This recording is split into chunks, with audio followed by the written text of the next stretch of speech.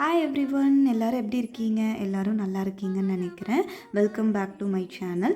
இன்றைக்கி ஈரோட்டில் ஃபேமஸான திண்டல் முருகன் கோயிலுக்கு தாங்க சாமி கும்பிட்றக்காக போயிருந்தோம்.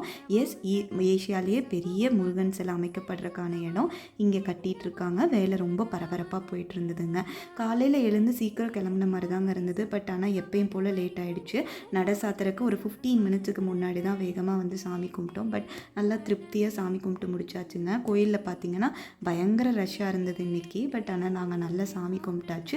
சாமி கும்பிட்டு அப்படியே கிளம்பிட்டோம். வெளியில் பார்த்திங்கன்னா இப்படி ஒரு குட்டியான ஸ்டால் போட்டிருந்தாங்க. அங்கேயுமே செம ரஷ்ஷாக இருந்தது, எதுவுமே வாங்கலை. அப்படியே நாங்கள் கிளம்பிட்டோம். ஈரோடு சைடு வரீங்கன்னா கண்டிப்பாக இங்கே ஒன்ஸ் விசிட் பண்ணி பாருங்கள், ரொம்பவே சூப்பராக இருக்கும். வெளியில் பார்த்திங்கன்னா நல்லா ஃபவுண்டெயின்லாம் போட்டு சூப்பராக டெக்கரேட் பண்ணியிருந்தாங்க. இதுதான் டாப் வியூ. மேலேருந்து ரொம்ப நல்லா இருந்தது பார்க்குறக்கு.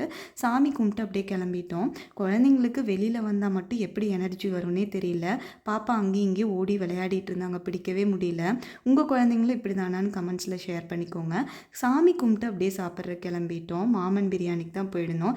எத்தனை புது ரெஸ்டாரண்ட்ஸ் வந்தாலும் சரிங்க, ரிப்பீட்டடாக நம்ம எங்கே போகிறோமோ அங்கேயே தான் போவோம் நாங்கள். நீங்களும் அப்படி தானான்னு என்னோட ஷேர் பண்ணிக்கோங்க. தந்தூரி சிக்கன், மட்டன் பிரியாணி, குடல் கறி அதெல்லாம் ஆர்டர் பண்ணியிருந்தோம். எப்பயும் போல் ரொம்ப சூப்பராகவே இருந்தது. ஈரோடு வந்திங்கன்னா கண்டிப்பாக இங்கே விசிட் பண்ணி ட்ரை பண்ணி பாருங்கள்.